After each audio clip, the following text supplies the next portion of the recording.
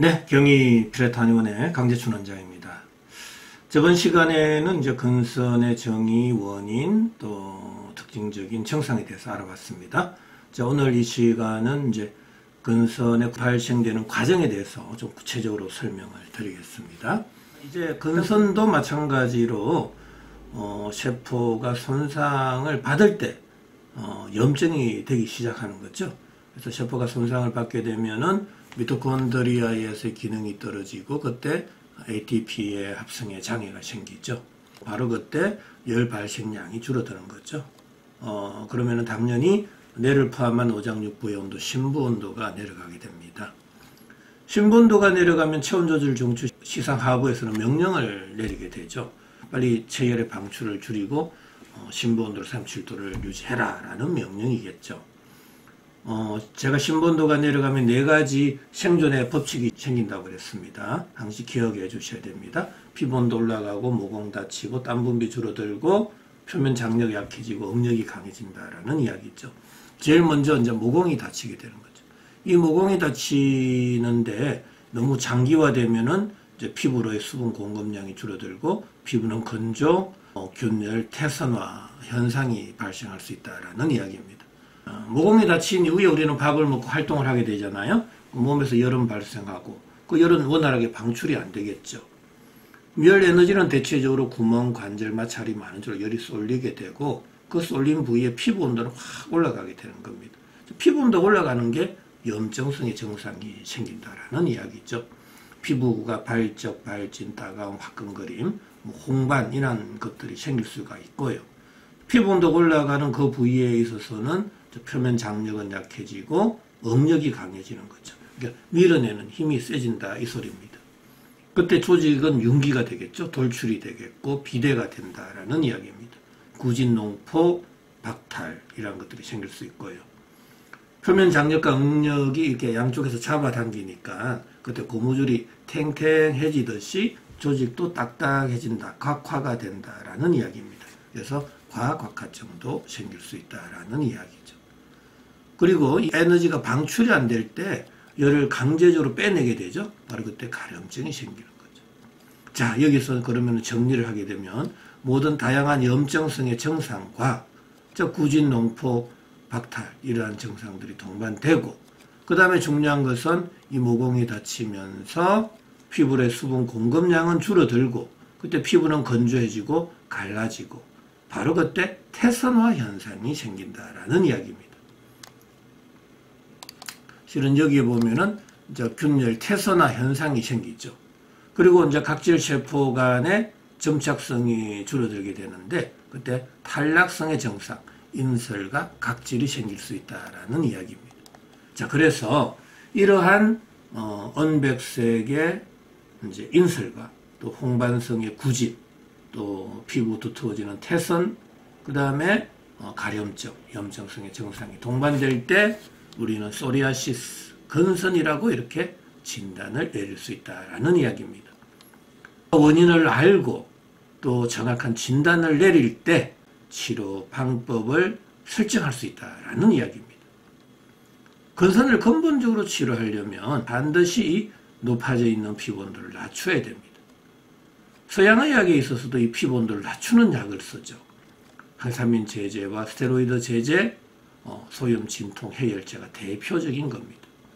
스테로이드 제제는 그냥 먹으면 바로 세포의 열 에너지 대사 기능을 억제하기 때문에 그냥 눈에 보이듯이 피부 온도가 그냥 내려갑니다.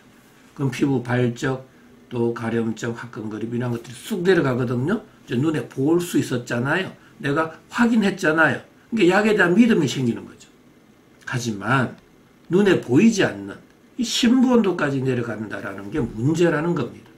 그래서 심부 온도가 내려가는 모든 약들은 부작용이 생길 수 있다라는 겁니다. 꼭 명심하셔야 됩니다. 심부 온도가 내려가면 반드시 모공은 다치고 피부 온도는 올라가게 돼 있잖아요. 바로 그때 또 피부 염증이 생기기 때문에 약물에 의한 염증이 생길 수 있다라는 이야기입니다. 2차적으로. 그래서 제가 염려하는 바는 근선이 생긴 것은 염증인데 이러한 염증은 내가 병원 가기 전에는 내 먹거리나 환경에 의해서 생겼는데 그 염증을 치료한다고 병원에 가는 순간 그 약을 먹게 된단 말이죠. 세포의 열 에너지 대사를 억제하는 약.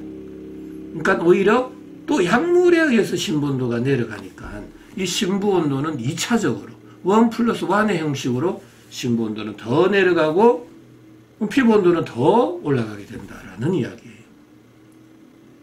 병은 낫지는 않고 계속 악화될 수 있다라는 이야기입니다. 그래서 한약이든 양약이든 간에 피부 온도를 낮춰야 되는 것은 맞지만 이 생명의 온도인 신부 온도까지 낮추면 절대로 안 된다라는 이야기입니다.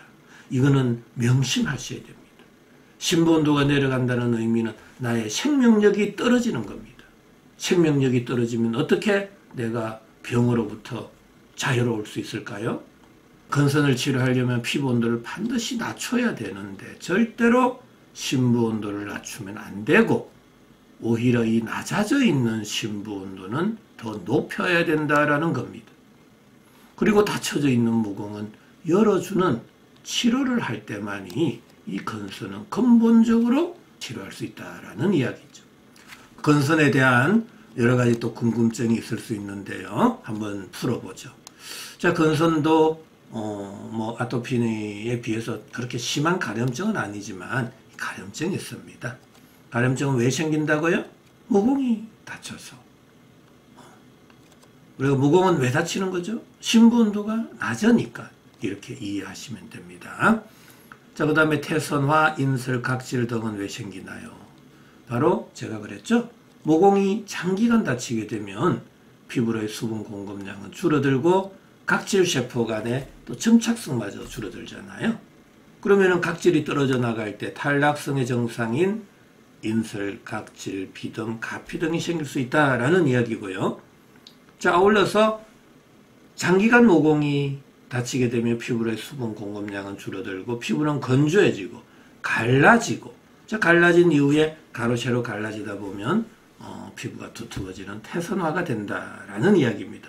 자, 그리고 또 피부 온도가 올라간 이후에 우리가 응력이 강해진다 그랬잖아요. 그래서 밀어내는 힘에 의해서 조직이 두터워지거든요. 바로 그때도 태선이 생길 수 있다라는 이야기입니다. 하나하나를 정확하게 이 정상을 이해할 때만이 치료하는 데 있어서 잘못된 방향으로 치료를 하지 않을 수 있다라는 이야기예요. 치료 방향이 잘못되면요, 염증 치료 절대로 안 됩니다. 정말 조심하셔야 됩니다. 약을 좀 써봐도 바로 치료가 되면 얼마나 좋아요. 한 달이라도 약을 먹고 치료가 되면 문제가 없겠지만 그게 치료 기간이 계속 길어질 때는 이 약물에 대한 치료 방법에 뭔가 잘못된 것은 아닌가라고 한번 의심을 해볼 필요가 있고, 그 당시에 당연히 저의 유튜브를 시청하게 되면은 당연히 치료 방법이 잘못되었다라는 것을 쉽게 알 수 있다라는 이야기입니다. 자, 근선관절염, 조갑근선 등이 왜 동반되는가라는 이야기입니다. 자, 근선은 염증이라고 그랬죠? 염증은 과도한 열 에너지의 쏠림 현상으로 생기는 겁니다. 그래서 모공이 다친 이후에 밥을 먹고 활동을 하면 열은 발생하고 그 열 에너지는 구멍, 관절, 마찰이 많은 쪽으로 열이 확 쏠리게 된다라는 이야기예요. 그래서 관절 쪽으로 열이 쏠리면 관절에 염증이 되고 관절통이 생기는 거고요. 또 마찰이 많은 손발 끝으로 열이 확 쏠릴 수 있거든요. 그때는 조갑의 주위염도 생기고 또 조갑으로 인한 그 염증으로 인해서 개분호 현상이라고 그랬죠. 다른 또 부위에도 근선과 같은 증상이 나타나는 그러한 현상이 생기기 때문에 조갑 근선 관절염이 될 수 있다라는 이야기입니다. 자, 그리고 구진, 농포, 박탈 등의 증상들은 왜 생깁니까? 라는 이야기. 자, 이것은 바로 피부 온도가 올라가면서 표면 장력은 약해지고 응력이 강해진다 그랬죠. 그래서 열 에너지가 이 압력과 밀도가 낮은 공간으로 밀어내는 힘이 세지게 된다. 그 소리죠.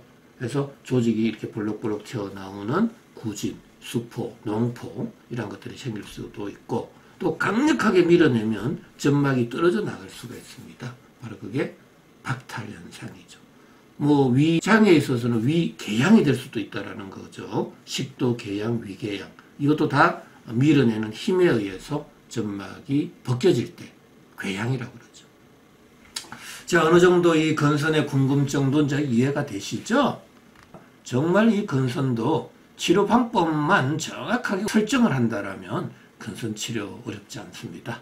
자, 오늘은 이 건선의 발생 기전과 궁금증에 대해서 살펴봤고요. 다음 시간에는 이제 근본적으로 그럼 건선을 어떻게 치료해야 되는지, 그 치료 원칙과 치료 방법, 주의사항들에 대해서 살펴보겠습니다. 자, 오늘도 건강한 하루 되시기 바랍니다.